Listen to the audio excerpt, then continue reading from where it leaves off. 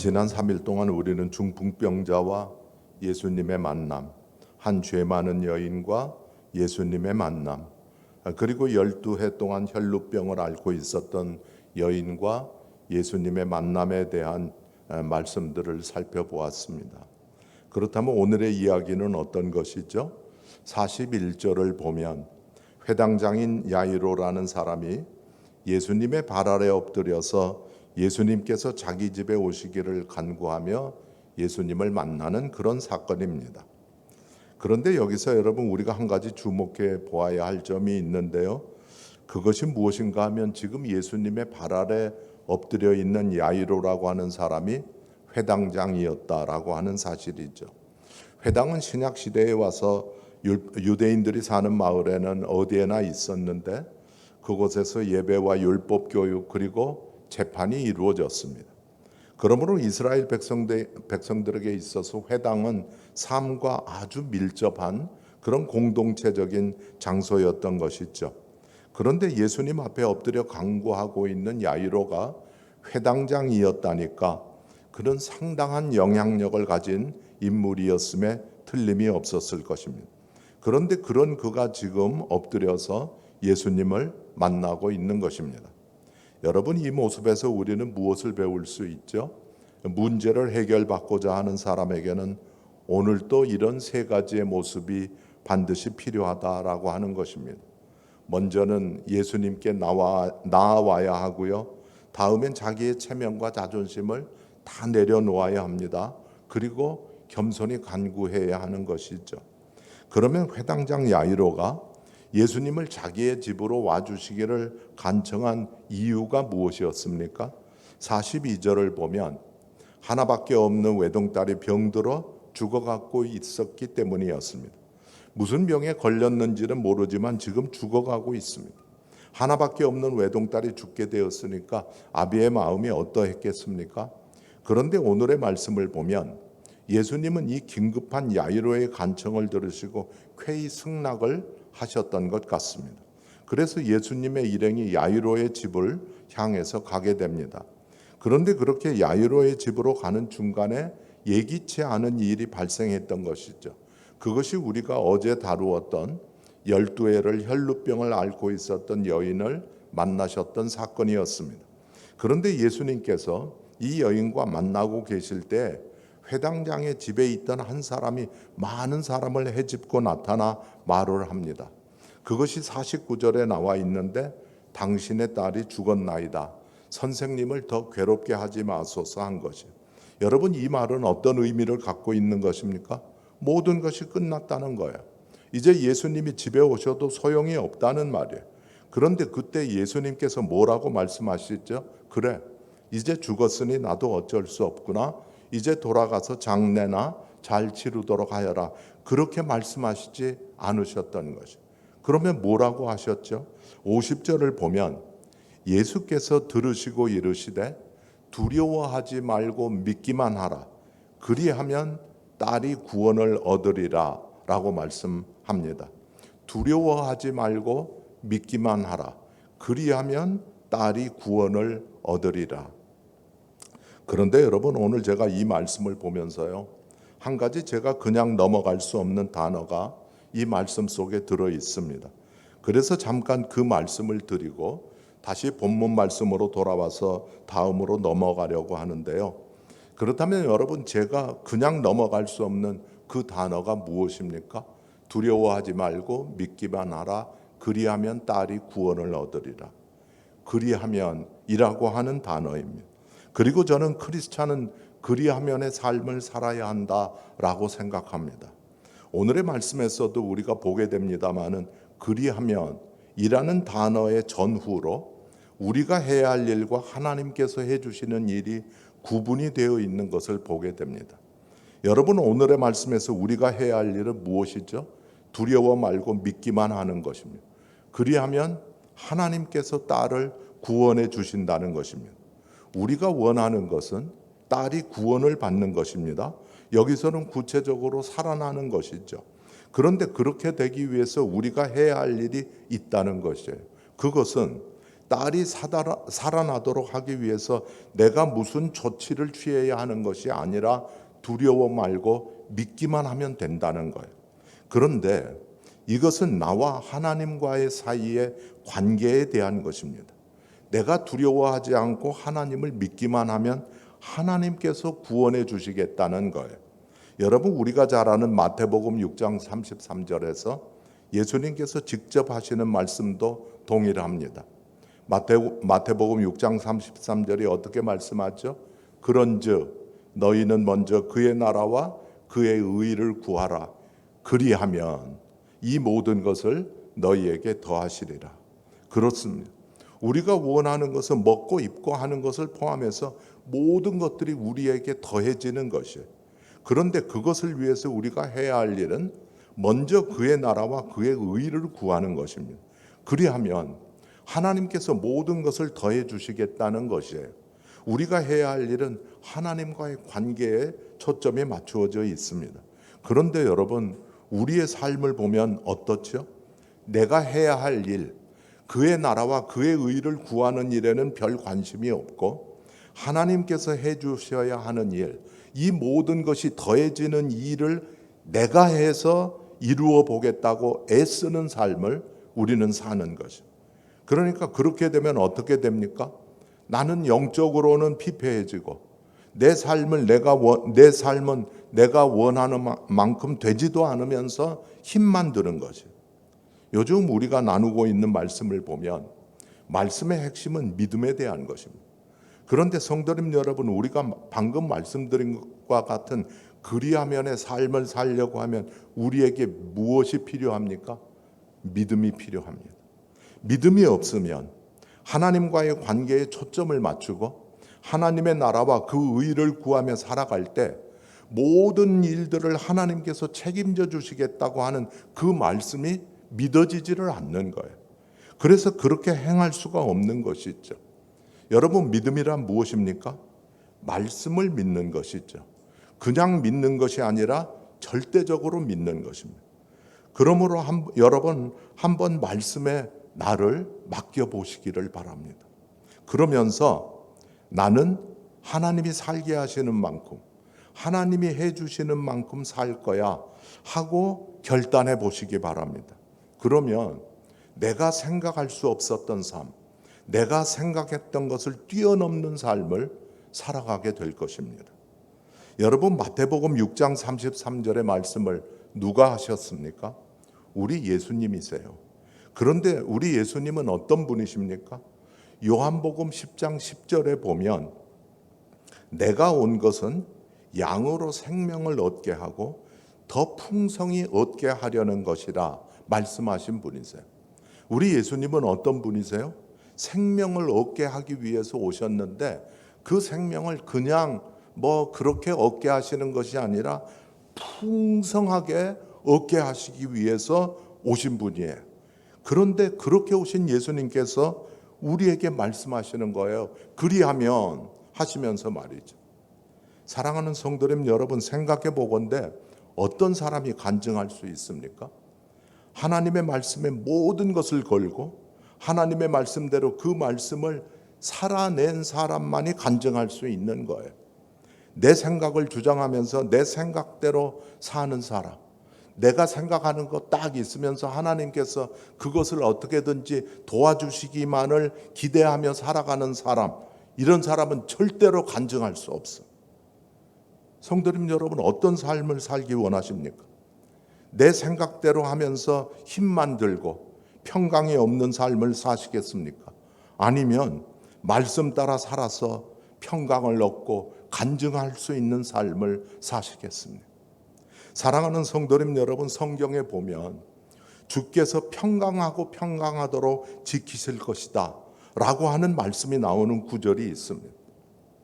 그런데 하나님께서 그렇게 우리를 평강하도록 지켜주시면 우리의 삶은 되는 것 아닌가요?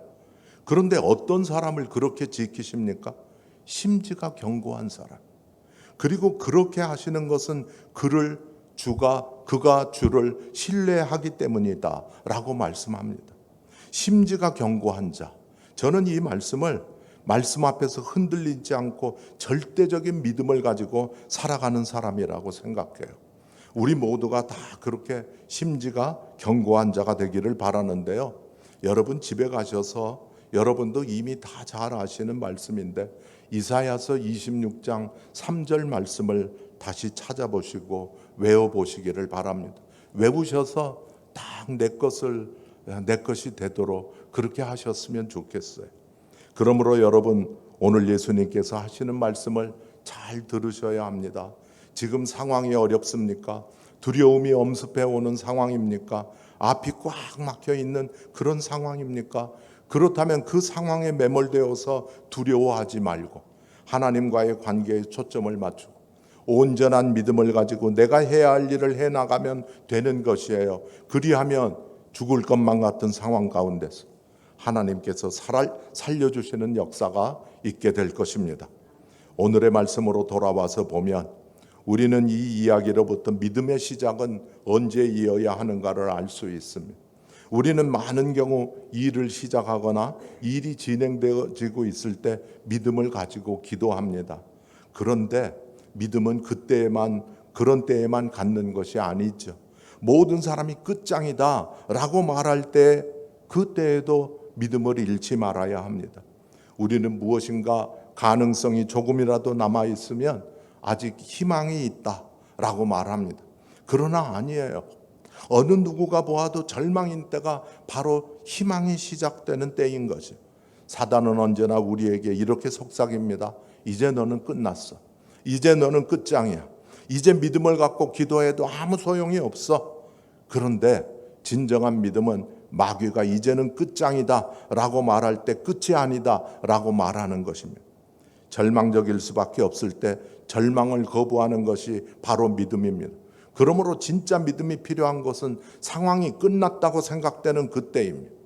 왜냐하면 우리가 자주 듣는 것처럼 인간의 끝이 하나님의 시작이기 때문이에요. 그렇다면 예수님은 왜 이렇게 야이로에게 믿기만 하라라고 믿음을 갖도록 요구하셨을까요? 그것은 우리도 아는 바와 같이 믿음이 바로 하나님이 역사하실 수 있는 유일한 통로이기 때문이에요. 하나님의 능력의 통로가 바로 믿음이기 때문이에요. 믿음이 없이는 하나님의 역사는 일어나지 않기 때문이에요. 저는 그것을 오늘의 말씀 51절에서도 볼 수 있다라고 생각합니다. 무슨 말인가 하면 51절을 보면 예수님께서는 그 집에 이르러서 베드로와 요한과 야고보와 및 아이의 부모 외에는 함께 들어가는 것을 허하지 않으셨던 것이죠. 그렇다면 왜 그렇게 하셨을까요? 그 이유가 52절, 53절에 나와 있는데 아이를 위해서 통곡하는 사람들에게 예수님께서 울지 말라, 죽은 것이 아니라 잔다 라고 말씀하셨을 때 그들이 보인 반응은 비웃었던 것이죠. 그들에게는 믿음이 없었던 것이죠. 그래서 예수님께서는 믿음 없는 자들로 하여금 그곳에 들어오지 못하게 하셨다라고 저는 생각합니다. 믿음이 없는 사람들이 함께하는 곳에서는 역사는 일어나지 않는 것이에요. 이제 54절을 보면 베드로와 야고보와 요한 그리고 그 죽은 소녀의 부모만을 데리고 그 소녀의 시체가 있는 곳으로 들어가셨던 예수님께서 그 아이의 손을 잡고 불러가랐을 때 아이야 일어나라 하셨던 것이죠. 그랬더니 어떤 일이 일어났어요? 떠났던 영이 다시 돌아와서 그 아이가 일어났습니다. 살아난 것이죠. 사랑하는 성도님 여러분, 우리는 오늘의 말씀을 통해서 예수님이 누구이신가를 배워야 합니다. 어제도 말씀드렸습니다마는 8장에 보면 예수님께서 행하신 기적들이 집중적으로 기록되어 있는데 그것은 하나님께서 예수님이 어떤 분이신가를 우리에게 가르쳐 주시기 위함입니다. 그러니까 예수님께서는 풍랑을 잔잔케 하신 사건을 통해서 자연 세계를 지배하시고 통치하시는 하나님으로 자신을 계시하셨습니다.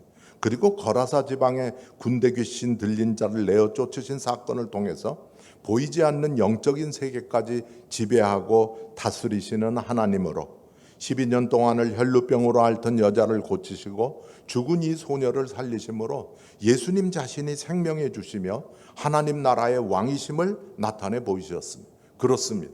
예수님은 하나님 나라의 왕이십니다. 생명의 주이십니다.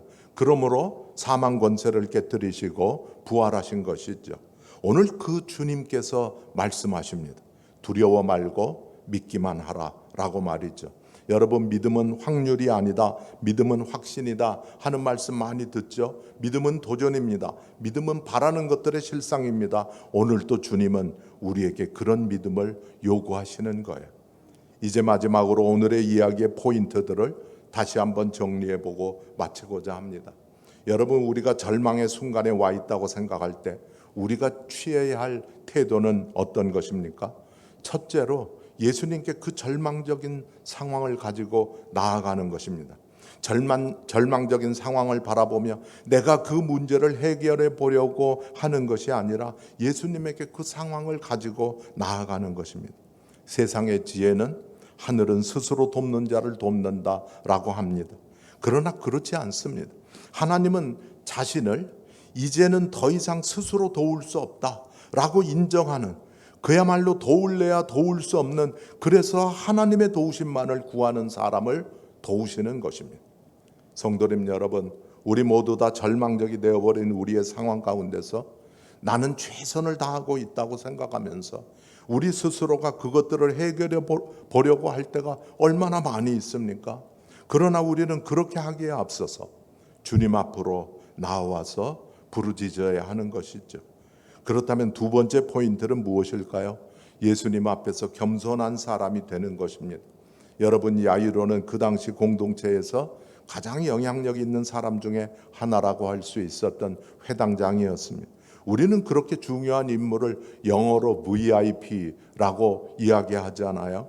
그런데 그는 VIP였을 뿐만 아니라 VHP, Very Humble Person이었던 것이.